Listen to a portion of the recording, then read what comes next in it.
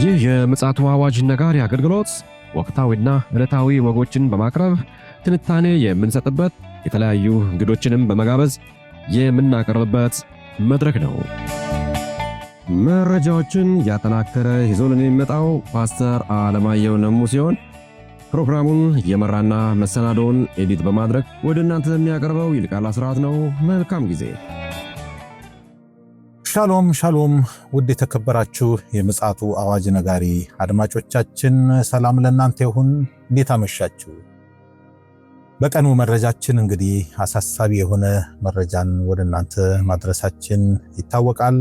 ምናልባት ደግሞ ይህንን መረጃ ያላደመጠን ያልተከታተለን ካለን በቻናላችን በመግባት መረጃውን ብታዳምጡ ለትውልዱም ለሚመለከታቸውም ለአብያተ ክርስቲያናት መሪዎችም ጭምር እንድታዳርሱ ከወዲሁ ማሳሰብ እንወዳለን። እንግዲህ ለዛሬ ምሽት ደግሞ ይዞልን የመጣው መረጃ አለ። ፓስተር አለማየሁ ነሙ መስመር ላይ ሆኖ እየተጠባበቀ ይገኛል። እንግዲህ ጥሩ ጊዜ እንደሚኖረን ተስፋ አደርጋለሁ። ይልቃል አስራት ነኝ ከምፅዓቱ አዋጅ ነጋሪ አገልግሎት። ውድ አድማጮቻችን እንግዲህ የዓለማችን አሁናዊ ወቅታዊ ጉዳዮች አሁንም እያሳሰቡ ይገኛሉ። እንደተለመደው እንግዲህ መረጃውን እያደራጀ ይዞልን የመጣ የማንቂያ ደወል እየደወለልን ያለው ወንድማችን ፓስተር አለማየሁ ነሙ መስመር ላይ ይገኛል።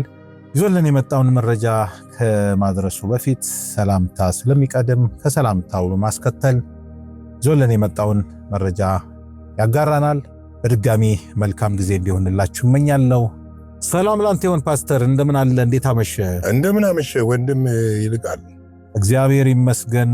እንግዲህ በቀኑ መረጃችን በሀገራችን አባባል አጃይብ የሚያሰኝ መረጃ ነው ያጋራህን። እንግዲህ እንደዚህ አይነት ጉድም እንዳለ አድማጮችም ቢረዱ ማሳሰብ እንወዳለን። ያልተከታተሉም ካሉ ገብተው ማየት ይችላሉ። ደግሞ አሁንስ ምን ጉድ ተገኘ? እንግዲህ ዓለም ላይ ከፍተኛ የሆነ መንፈሳዊ እንቅስቃሴ መኖሩንና የመጨረሻው ዝናብ የተቃረበ መሆኑን የሚያመለክት ነገር ከወደ ሙስሊም አገር ከሆነችው ከኢራቅ ከዚህ በፊት መጽሐፍ ቅዱስ ይዞ እንኳን መገኘት ሞት የሚያስቀጣባት አገር አንድ የሚያስገርም ዜና ተሰምቷል። ሞት ብቻ እኮ አይደለም እኮ ፓስተር እኮ በጣም ዘግናኝ። እንግዲህ የቅርብ ትዝታ ስቅላት ነው የምትገደለው። ኖ ስቅላት አይደለም። እኔ እንዲያውም በጣም ካየሁት ዘግናኝ አሟሟት አንዲት ሴት ክርስቲያን በመስቀል ካናቷ ላይ ተወግታ እንደተገደለች አስታውሳ። በጣም ያ ወቅት የማይረሳ ነው። ይሄ አይኤስ የተባለ አሸባሪ አሁን ምንድነው መሰለ፣ በእርግጥ እኮ በእነዚህ ሀገሮች ላይ አሁን ለምሳሌ ሳውዲ ብትል፣ ኩዌት ብትል፣ ባህሬን ብትል፣ ኢራን ብትል እና ሌሎች የአረብ ሀገሮች ውስጡን እኮ የጋመና የጋለ ትልቅ የመንፈስ ቅዱስ ሚዲያው ያላጮኸው ማለት ያላጮኸው ሊጮህም የማይችልባቸው ምክንያቶች፣ አንደኛው ሚዲያዎች የማይጮሁበት ምክንያት ለእምነቱ ተከታዮች ጥበቃና ደህንነት ሲባል ነው እንጂ ትልልቅ የክርስቲያን ሚዲያዎች ያውቃሉ። እና እንደውም ብዙ እኮ ሚሽነሪዎች ከተለያየ አገር በእንግሊዝኛ መምህር ሆነ መስለው የሕክምና ነርሲንግ ምናምን ዶክተሮች መስለው ገብተው እኮ አገልግሎት ይሰጣሉ። እና ነገር ግን የኢራቁ ያሁኑ የተደረገው ነገር የሚያስደንቀው ምንድነው? የሀገሪቱ ጠቅላይ ሚኒስትር ክርስቲያኖች ወደ ሀገራቸው እንዲመለሱና እንዲገቡ መፍቀዳቸው ነው። በስደቱ ዓለም ያሉት መፍቀዳቸው ነው። ይህ እንዴት ሊሆን ይቻለ? ገብቷል? አሁን ይሄ የእግዚአብሔር እጅ ካልሆነ በስተቀር እኚህ ሰው ሙስሊም ናቸው። እንዴት ነው የተፈቀደላቸው? እንግዲህ ሰሞኑን ደግሞ ስለምንድን ነው የሚለው ነገር ልታስብበት የሚገባው ነገር ነውና ውስጡን ምን ያህል እየሄደ እንደሆነ የሚያመለክት ነውና በአንድ እንደውም የጥንት ቤተ ክርስቲያን ውስጥ ወጣቶች ናቸው ህፃናቶች እነዚህ ገብተው ህፃናቶች በሩን ከፍተው ነው እንግዲህ ገብተው ታሽጓል። በነገራችን ቤተ ክርስቲያን እንቅስቃሴ የለ የስነ ልቦናው እንትን ራሱ ከባድ ነበር በእና ግን መንፈስ ቅዱስ ምንድነው ያደረገው? ህፃናቶቹን ቀስቅሶ ገቡ። መዘመር ሲጀምሩ አካባቢውን በቃ እንትን መሳብ ጀመሩና በቃ እግዚአብሔር በዚህ ነው እንደዚህ ሪቫይቫል የሚያስነሳው ድንገት በሆኑ ነገር። አሁን እኮ እሱ ነው ያም የሚቀሰቅሰው ነገር ምንድነው? ብዙዎች ገብተው አብረዋቸው ጆይን ማድረግ ጀመሩ። ሙስሊሞች እንኳን የሆኑት ማለት ነው። እና እግዚአብሔር አሰራሩ ልዩ ልዩ ነው። ከዚህ በፊት ኢንዶኔዥያ ውስጥ እንደዚህ አይነት ነገር ተከስቶ ይሆን አይደለ? እንዴ ዝም ብሎ አሁን የሙስሊም ሀገር የሆነችው ኢንዶኔዥያ ዓመተ ምሕረቱን ባለሳሳት በ1950ዎቹ ውስጥ ነው። በትምህርት ቤት የመጽሐፍ ቅዱስ ኮሌጅ ውስጥ ያሉ ከ4 እስከ 7 እንደዚህ የሚሆኑ ተማሪዎች ሌሊት እዚህ ይጸልዩ ነበርና ያ የሚጸልዩት እሳት አንድ ቀን ትምህርት ቤቱ ውስጥ ሪቫይቫል ይፈነዳል እና በየመንገዱ በየሰፈሩ ሲሄዱ በየመንደሩ ሲሄዱ ሰው ዝም ብሎ ያለቅሳል። ሰው ንስሐ ይገባል። እና ያቺ ሀገር ነች ወደ ሙስሊም አሁን ካንትሪነት የተሸጋገረችው። የሚገርም ነገር ትልቅ ሪቫይቫል የተደረገበት በአንድ ወቅት ተነስቶ በብዙ መጽሐፍቶች ላይ ተጠቅሷል። የነሱ ሪቫይቫል፣ የኮሪያ የደቡብ ኮሪያ ሪቫይቫል፣ የነሱ ሪቫይቫል፣ የአሜሪካው ሪቫይቫል፣ የእንግሊዙ፣ የቻይናው ማለት ይቻላል የቻይናው ዋችማኒ ያሉበት ሪቫይቫል። እነዚህ ነገሮች ቀምራቸው ትልቅ መንፈሳዊ ስራ በዓለም ላይ ተሰርቷል። ትንሽ በሚመስሉ በማይታሰብ አሁን የኢራቁ አልፎ መንግስትን እንዴት ሊነካ ቻለ? ይሄ አጋጣሚ ነው? ግጥምጥሞች ነው ወይስ የመንፈስ ቅዱስ የእግዚአብሔር ስራ ነው? የመንፈስ ቅዱስ ስራ ነው። ትውልድን ሊታደግ ጌታ በስራ ላይ እንደሆነ የሚያመለክት ነው። ገብቷል? አንዳንድ ጊዜ ነፃነት በሌለባቸው ቦታዎች ላይ እግዚአብሔር ሃይራርኪውን ይነካውና ነፃነት እንዲፈጠር ያደርጋል። ሰዎች እንዲገቡ ያደርጋልና እኚህ ሰው ከፍተኛ ጥሪ ነው ያቀረቡት። የሚገርም ነው። ቀላል ጥሪ አይደለም ያቀረቡትና በእርግጥ አረቡ ዓለም ውስጥ አሁን እስከ ሳውዲ ቤተመንግስት ውስጥ እንደገባ እናውቃለን። እስከዛ ድረስ እንደገባ እናውቃለን። በቅርቡም ራሱ የቢቢሲ ይመስለኛል የዘገበ የኳታሩ አልጋወራሽ ዋና ተብሎ እንትን ያለው ክርስቶስ ኢየሱስ ተገልጦላት እንግዲህ በስደት ዓለም እንደሄደ ነው የሚታወቀው። ምንድን ነው መሰለ እግዚአብሔር እየሰራ ነው ያለው። አሁን እኛስ ምን እያደረግን ነው የሚለው ነው መጠየቅ ያለብን። ገብቷል? ለእግዚአብሔር ልባችንን ከፍተንለታል ወይ እንዲሰራ፣ ወይንስ ለወንበዴዎች እድል እየሰጠን ነው? ለአስመሳዮች፣ ለአጋንንት መልእክተኞች፣ ለሐሰተኞች እድል እየሰጠን ነው የሚለውን ነገር ማየት ቆም ብሎ ቤተክርስቲያን ቆም ብላ ማየት አለባት ብዬ አስባለሁ። እኔ አጃይብ ነው ያልኩት። ጠቅላይ ሚኒስትሩ ይፋዊ መግለጫ ነው የሰጡትና በየትኛውም ዓለም ያላቸው ክርስቲያን ኢራቃውያን ወደ ሀገራችሁ እንድትመለሱ እንፈልጋለን። ደስ የሚል ልብ የሚያሞቅ ነውና ኢራቅ ውስጥ መንፈስ ቅዱስ ፈነዳ ማለት በአንድ ወቅት ሳዳም ሁሴን ክርስቲያኖችን ይረሽንበት የነበረበት ሀገር፣ መጽሐፍ ቅዱስ ይዞ መገኘት ወንጀል የነበረበት ሀገር ላይ አስከተሎም ደግሞ አይኤስአይኤስ የተባለ ደግሞ በጣም ዘግናኝ እዛም የባሰ እሱ እኮ ያው ምንድነው ዓለም አቀፍ የሙስሊም ካንትሪ መመስረት ነው፣ ሀገር መመስረት ነው። ግን ህፃናቶችን ሳይቀርቁ ፓስተርኩ በጣም ይዘገንናል። እኔ ሳስበው ራሱ በእውነት ነው የምልህ ልቤ በጣም ነው የሚያዝነው። ያው በጊዜው የነበረው ነገር ማለት ነው። እና እንደዚህ አይነት ክስተቶች አሉ፣ አሁንም አሉ፣ ወደፊትም ይኖራሉ እንደዚህ አይነት ክስተቶች። ክርስትና በነገራችን ላይ አልጋ ባልጋ አይሆንም አይደለም። ይሄ አልጋ ባልጋ እንደማይሆን ማወቅ መቻል አለብንና ይሄን ነገር በደንብ ልንረዳው ይገባልና ምንድነው እኛም ሀገር እኮ በየገጠሩ ወንጌል የማይገባባቸው ቦታዎች አሉ። ባሌ ውስጥ አንዳንድ ቦታዎች የሙስሊም የሆኑ ኤሪያዎች ወንጌል የማይገባባቸው፣ ሶማሌ ክልል ወንጌል የማይገባባቸው ኢቨን እኮ ራሱ ሶማሊያ ዋናው ሀገር እኮ ከ2% ወደ 30% እንዳደገ አንድ መላክ ምንድን ነው መሰለ አሁን የወንጌል የሰደድ እሳት ዓለምን እያደረገ ለምን ሰዓቱ ስለደረሰ ነው። አሁን አንድ ሊገባን የሚገባው የመጨረሻው ሰዓት ላይ መሆናችንን የሚያመለክተው ወንጌል በዓለም ሁሉ ይሰበካል የሚለው አሁን እየተሰበከ ነው ያለው፣ እየተነገረ ነው ያለው። በዓለም ላይ የሚያስደንቅ አሁን ቻይና ውስጥ ያለው ሰደድ እሳት እኮ ነው ሪቫይቫል። ፓስተሮቹን አስረው መጨረስ አልቻሉ።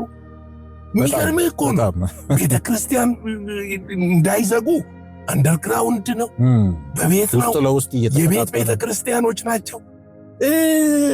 አስረው ገለውም መጨረስ የማይችሉት ሰደድ እሳት ነው የሆነባቸው። እንደው ይገርምሃል ፓስተር፣ አሁን ነው ትዝ ያለኝ ባለፈው ሳምንት የዜና ሽፋን ከብስራት ጋር ሰርተነዋል። አማዞን ደን ውስጥ ይሄ እነዚህ ራቆታቸውን የሚሄዱ ትራይቦች ሰዎች ይገርምሃል በነፍስ ወከፍ ወንጌል እየደረሳቸው ነው ያሉት እና በጣም ትልቅ ለውጥ ነው እዛ። እንዲሁም በአንድ ጊዜ እስከ 5000 ሰዎች ራሱ በማስ የጥምቀት ስርዓት ሁሉ ሲወስዱ ያው መረጃ እንደ ሲቢኤን እነ ዴስታር እነ ቲቢኤን ቻናል ሽፋን እየሰጡት ነው ያሉት።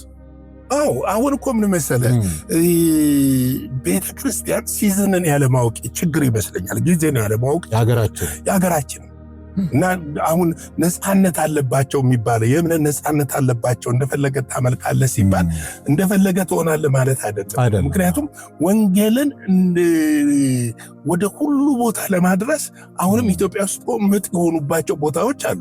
ሰሜኑ እኮ አልተነካም። አሁን ወሎ፣ ጎጃም፣ ጎንደር፣ ትግራይ፣ ሰሜን ሸዋ ስንሄድ እኮ ገና ነው።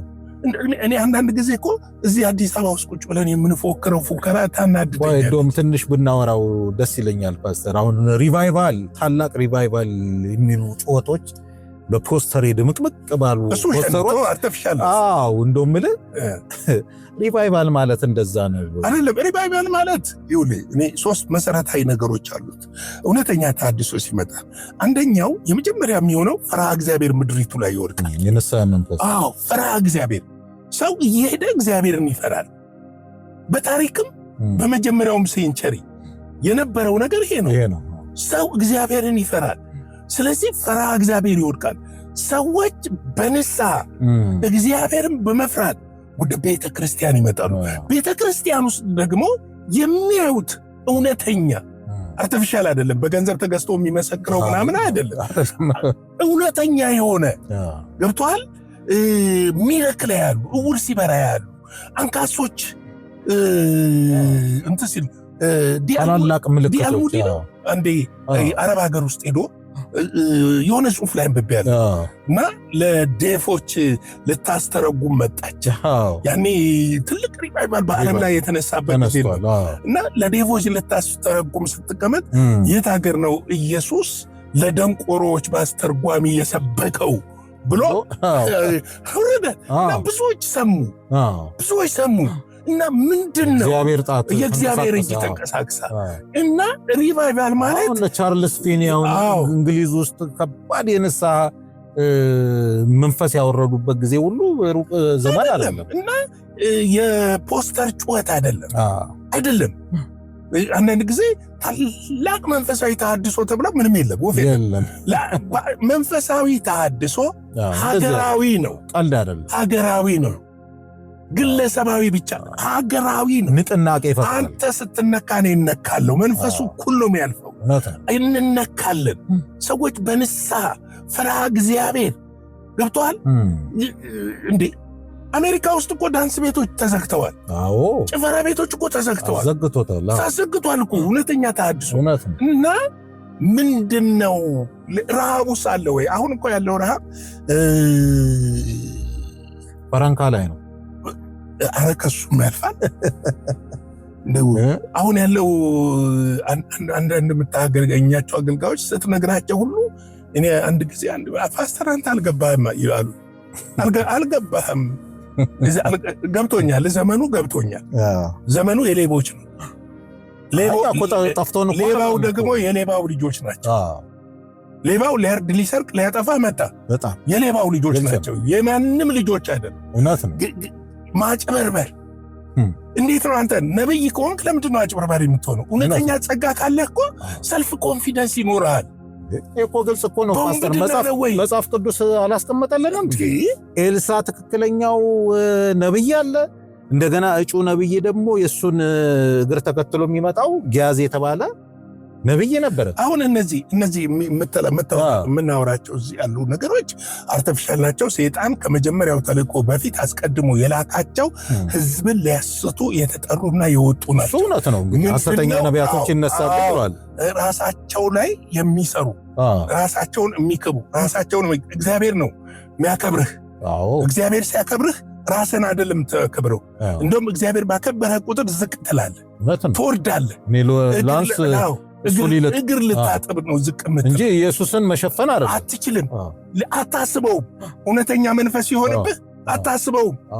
እውነተኛ የእግዚአብሔር ነገር ሲኖርብህ አታስበውም። 10 ብር ከሰው ለመቀበል ትፈራለህ። ፈራ እግዚአብሔር ነው የሚኖርህ። እነዚህ እኮ አይናቸውን በጨው ታጥበው የሰውን ኪስ የሚያጥቡ ሌቦች ናቸው። እውነት ነው። ይህ እኮ የአደባባይ ሚስጥር እኮ ነው። እርስ በራሳቸው የማይግባቡ የፈሪሳውያን መንፈስ የነቢያት መንፈስ እኮ ለነቢያት ይገዛል።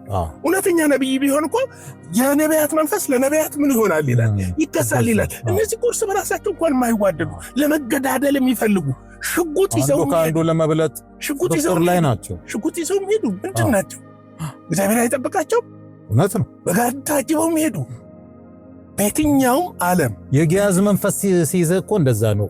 ገባ አይን ስለተሸፈነ ከዙሪያ ያለውን ሰራዊት እንኳን ማየት እንኳን አትችልም። እና ምንድነው የኢትዮጵያ ቤተክርስቲያን አይኗን መክፈት አለባት ለማለት ፈልጌ ነው። ምክንያቱም አይኖቻችንን መክፈት አለብን የምልበት ትልቁ ምክንያት ዓለም ላይ ትልቅ ሪቫይቫል እየሆነ ነው። ሙስሊሙ ሀገሮች ደሴቶች ሳይቀሩ እና አውስትራሊያ አካባቢ ያሉ ሰው ዝር አይልባቸውም የተባሉ አካባቢዎች ወንጌል መንፈስ ቅዱስ እየደረሰ ነው። ይህንን በደንብ ልናስተውል ያስፈልጋል። ሰው በእንባ ተነክቶ ወደ እግዚአብሔር እየመጣ ነው ያለው እና ኢራቅ ውስጥ እዛ ቸርች ላይ የተፈጠረውና አካባቢው ላይ የተፈጠረው ሌላ ጊዜ ቢሆን እኮ ሰይፍ ይዘው ይመጡ ነበር። እነዛ ልጆች በህይወት አይኖሩም ነበር። ነገር ግን ምንድነው የሆነው? እግዚአብሔር ፍርሃት ወድቋል አካባቢ በቀየ ነው። እውነተኛ ተሐድሶ እኮ ፈራ እግዚአብሔር የሆነ ነገር ለማድረግ ፈልጋ አታደርግም። ኢንዶኔዥያ እኮ እንደዛ ነው የሆነው። ሊገሏቸው ሲመጡ በዙሪያቸው የሳት ቅጠል በዝናብ ውስጥ ሄደው ዝናብ አይነካቸው ነው ይሄ ነገር። በዝናብ ውስጥ እየሄዱ ጃንጥላ ላይ ያዙም ዝናብ አይነካቸው።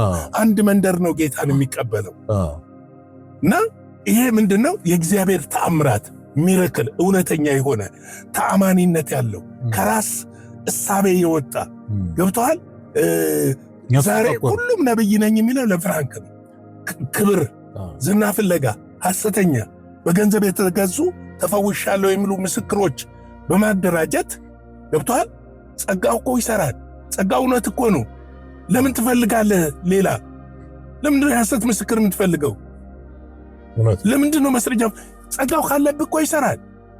እውር ያበራል፣ ሙታንም ያስነሳል። ምንም የሚያግደው እኮ ነገር የለም። እግዚአብሔር ከሆነ ጸጋውን የሰጠህ በዛ ነው የምትታመነው። ከጥንቆላ ዓለም የመጡ ነገሮች ግን ሁልጊዜ ምንድነው መሰለ ራስ ላይ ነው የሚያተኩረው። ራስ ዙሪያ ነው የሚያተኩረው። ሰዎች አንተን እንዲያከብሩ፣ ሰዎች እውቅና ለአንተ እንዲሰጡ፣ ሰዎች ዝቅ ብለው እጅህን እንዲስሙ፣ አንተ ከፍ ያልክ እንደሆንክ ታላቅ እንደሆንክ እንዲያስቡ፣ ምንጣፍ እንዲያነጥፉልህ፣ የአበባ ጉንጉን አንገት ላይ እንዲያደርጉልህ፣ አጎንብሰው እንዲሰግዱልህ ታደርጋለህ።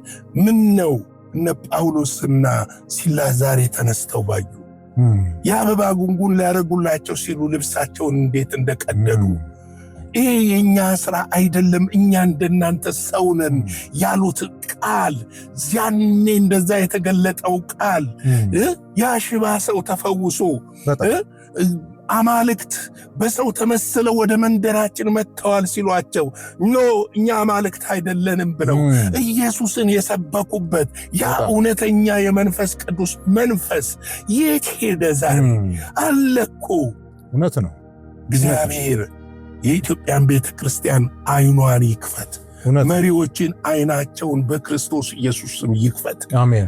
ማለት የምችለው ይሄንን ነው። ከዚህ ውርደት ልንወጣ ያስፈልጋል። ጌታ ይባርካችሁ። ሻሎም። እግዚአብሔር አብስቶ ይባርክ። ፓስተር እንግዲህ ይሄ ሁሉ አሳሳቢ ጉዳይ ስለሆነ ነው እንግዲህ እንደዚህ አይነት ጩኸት እየጮኸን ያለ ነው። አድማጮቻችን እንግዲህ የመጨረሻው ዘመን ላይ እንዳለን ሁሉ በመጨረሻው ዘመን ሊሆኑ ያለው ነገር ሁሉ ግድ ነው። ጌታ ኢየሱስ የተናገራቸው ነገሮች እግር በእግር እየሆኑ ነው ያሉት፣ በዓይናችን እያየን። ስለ ፈሪሳውያን የተናገረው ነገር ሁሉ በግልጽ እያየን ያለው የተሸላለመ ውድ ልብስ ለብሰው በአደባባይ የከበሬታን ወንበር የሚሹ ሰዎች በቤተ ክርስቲያን ላይ በግልጽ እያየን ያለ ነውና እናንተ ሰዎች ባካችሁን ወደ ቀልባችሁ ተመለሱ። የክርስቶስ ኢየሱስን መንፈስ ማራከስ እንዲበቃ በዚሁ እኛም መልእክት ማስተላለፍ እንፈልጋለን። እንግዲህ ፓስተር እንደዚህ አይነት መልእክት ይዞ ሲመጣ ባንክሮ ማዳመጡ ተገቢ ነውና ምላሽ ከናንተ ዘንድ ይገኛል ብለን ተስፋ እናደርጋለን። ውድ አድማጮቻችን እንግዲህ ውስጣችንን ጩኸት ወደ እናንተ አድርሰናል። የክርስቶስ ኢየሱስ ዳግም መምጣት ደግሞ ዋዜማ ላይ እንዳለን መጠን ራሳችንን እንድንፈትሽ፣ እንድናዘጋጅ፣ እንድንነቃ፣ ሌላውንም ደግሞ እንድናነቃ የክርስቶስ ኢየሱስ መንፈስ እንግዲህ መልእክት አስተላልፏል ብለን እናስባለን። ለዛሬ ለዕለተ ማክሰኞ ምሽት ይዘን የመጣነው መልእክትና መረጃ ይህንን ይመስላል። እንግዲህ እግዚአብሔር ፈቃዱ ሆኖ ልንገናኝ የምንችለው በዕለተ ሐሙስ ነው። በነገው ዕለት እንግዲህ ሳምንታዊው የዜና ወጃ በብስራት ይቀርባል። ለዛም እንግዲህ አዳዲስ መረጃዎችና መልእክት ስላለ ከወዲሁ እንድትታደሙ ግብዣችን ነው። መልካም ጊዜ እንዲሆንላችሁ እመኛለሁ። ይልቃል አስራት ፕሮግራም በመምራት አብሬያችሁ ነበርኩኝ። በቀንም በምሽቱም መረጃውን ደግሞ ይዞልን የመጣው ወንድማችን ፓስተር አለማየሁ ደግሞ አደራጅቶ እንዲሁ ይኸው የማንቂያ ደወል እየደወለልን ይገኛል። እግዚአብሔር አብስቶ ይባርከው። መልካም ጊዜ እንዲሆንላችሁ እንመኛለን። ሻሎም። ለዛሬ ይዘን የመጣነው ወቅታዊ መረጃ ይህንን ይመስል ነበረ። በሌላ ጊዜ በሌላ መሰናዶ እስከምንገናኝ ሰላም ለእናንተ ይሁን።